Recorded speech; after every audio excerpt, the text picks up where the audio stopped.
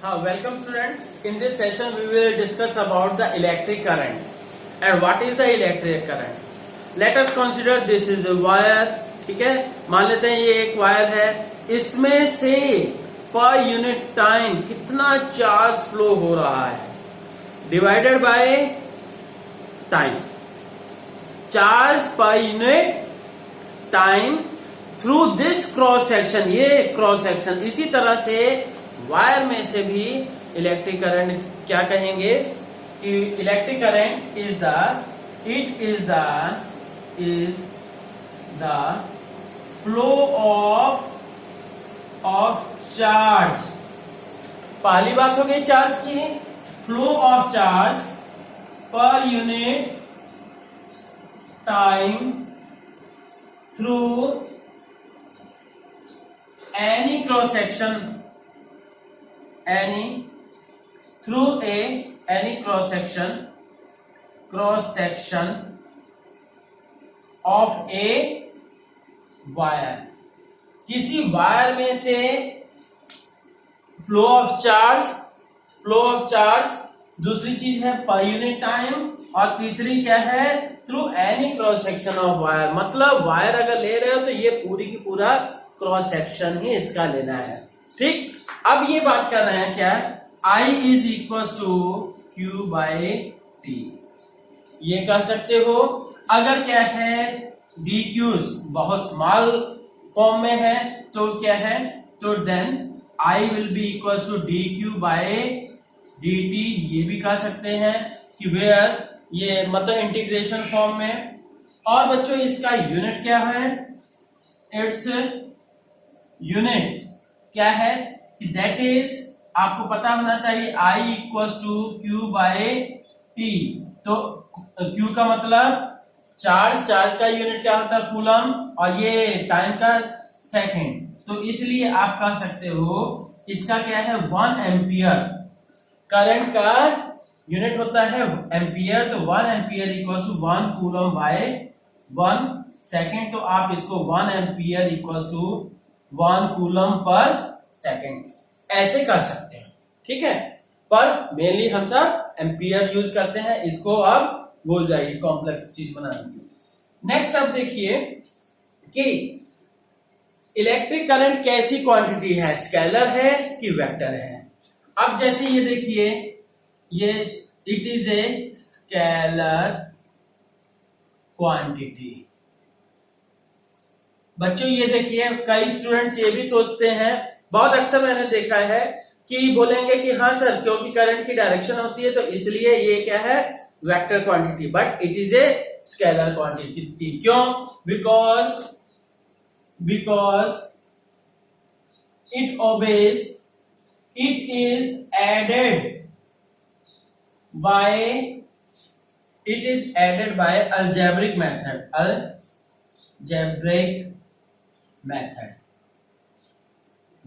ठीक है, triangle law of vector addition है फॉलो करता है. जैसे हम कह देते हैं कि ये 3 एम्पियर है और ये क्या 4 एम्पियर है, दोनों 90 डिग्री कर दिया जाए तो देन ये it is forming 3 and 4 7 ampere. जबकि वेक्टर एडिशन मेथड में क्या लगता है कि इधर 3 है और इधर 4 है, तो दोनों then this will be the 5, पर ये फॉलो नहीं करता है, ये है. ठीक है, तो इसलिए ये क्या है कि it is a scalar quantity. ठीक, नेक्स्ट हम बात कर रहे हैं क्या कि ये इसका बच्चों ये देखिए कि मेनली क्या करते हैं कि इलेक्ट्रिक करंट जो है इलेक्ट्रॉन्स के फ्लो की डायरेक्शन के अपोजिट होता है. क्या आप सोच सकते हो कि इलेक्ट्रिक किसी वायर में वो जो इलेक्ट्रिक करंट प्रोटॉन्स के फ्लो के कारण से है, ऐसा सोच सकते हो? नहीं सोच सकते, क्योंकि जो प्रोटॉन्स किसी भी ऐसे में पार्टिसिपेट नहीं करते हैं. ठीक है, प्रोटॉन्स न्यूक्लियस के अंदर होते हैं. अगर प्रोटॉन्स पार्टिसिपेट किए किसी भी प्रोसेस में तो it means there will be nuclear change, और न्यूक्लियर चेंज होने का मतलब समझ रहे हो कि न्यूक्लियर रिएक्शन, ठीक है। और या तो क्या है केमिकल प्रॉपर्टीज के कारण से भी होता है, पर क्या केमिकल प्रॉपर्टीज में भी इलेक्ट्रॉन्स ही शेयर होते हैं, प्रोटॉन शेयर नहीं होते, ये ध्यान रखिएगा।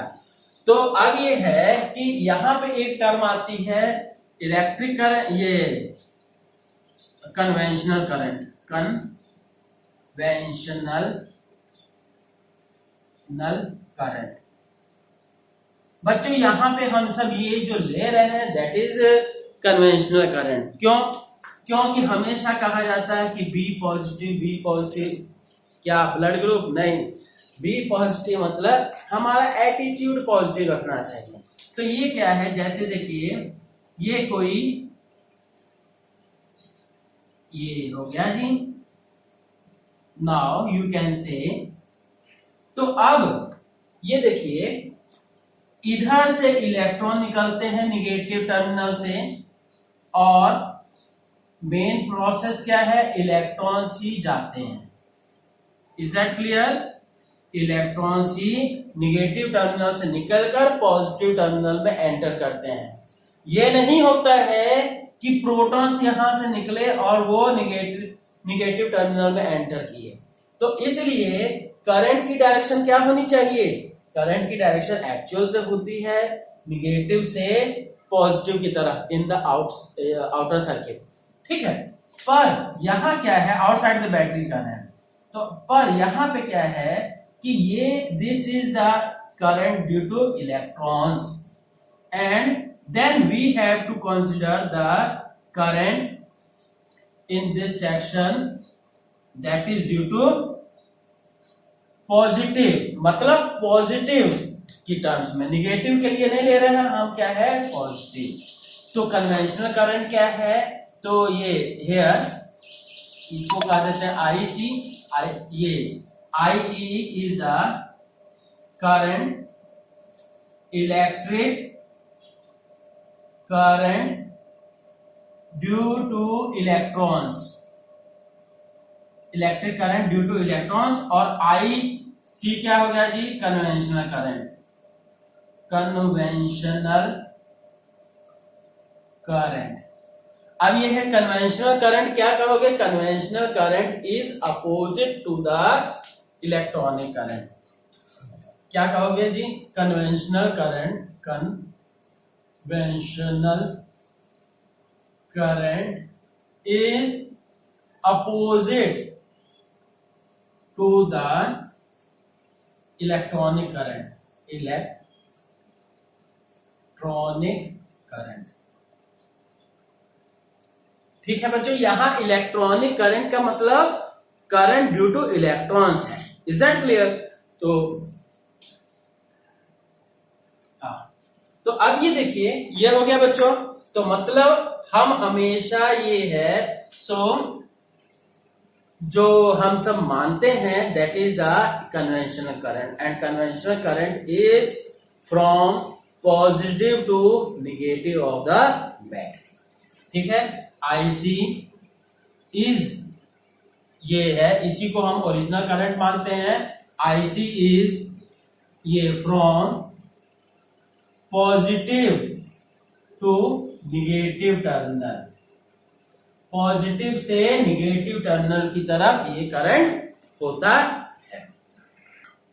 अब देखिए बच्चों कि क्या किसी, मान लीजिए कोई गैस चैम्बर है, ये भी एक स्पेशल केस है, इससे रिलेटेड न्यूमेरिकल आपको एनसीईआरटी में भी मिल जाएगा, ठीक। ये कोई गैस चैम्बर है, इस गैस चैम्बर में पॉजिटिव आयंस, मान लीजिए जो पॉजिटिव आयंस है इधर से इधर मूव कर रहे हैं, और निगेटिव आयंस जो है इधर से इधर मूव कर रहे हैं, ठीक है।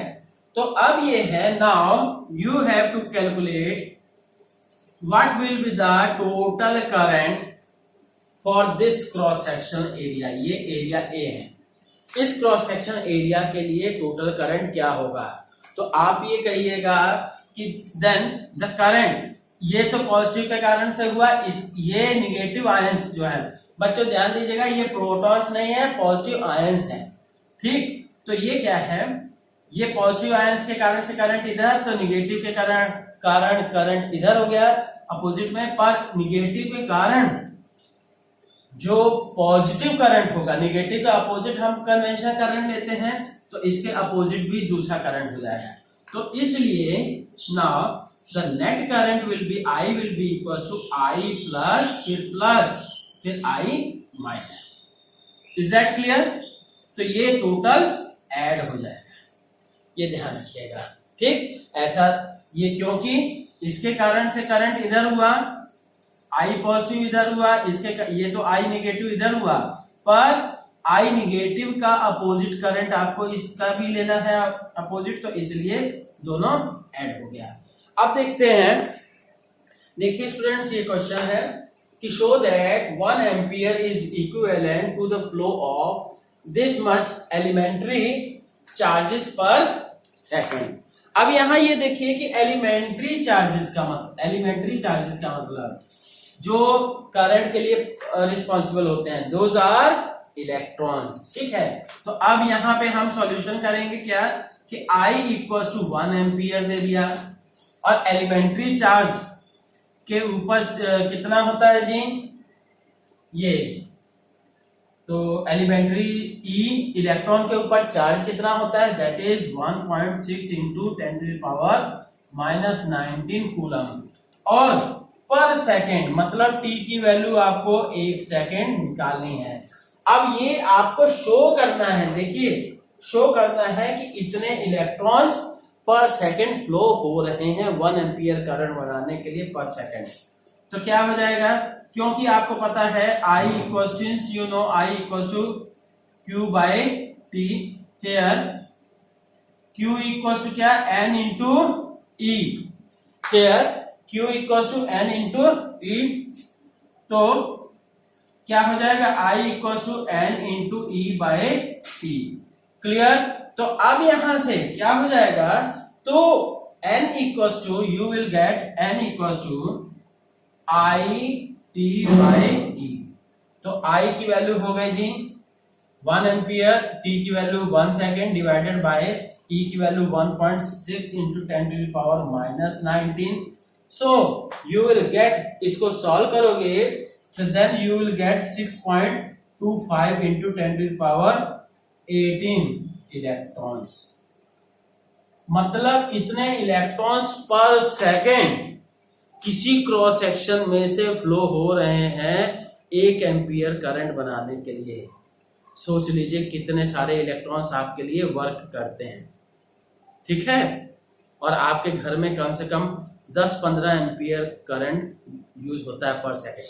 ठीक, तो अब ये है, देखिए अब देखिए बच्चों नेक्स्ट क्वेश्चन है, in a hydrogen atom an electron moves in an orbit of radius 5 into 10⁻11 metre, ठीक, with a speed 2.2 into 10⁻6 metre पर second. Find the equivalent current.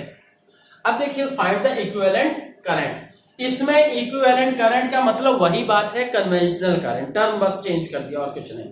तो अब ये है, आपको पता होना चाहिए I equal to Q by T।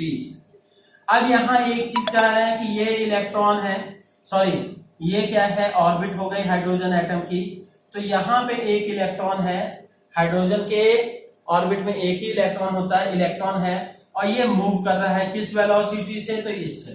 ठीक, अब सबसे पहले तो आपको मालूम होना चाहिए E equal to 1.6 into 10⁻⁻19 coulomb, और स्पीड क्या हो गई V equal to 2 into 10⁻6 metre पर सेकेंड।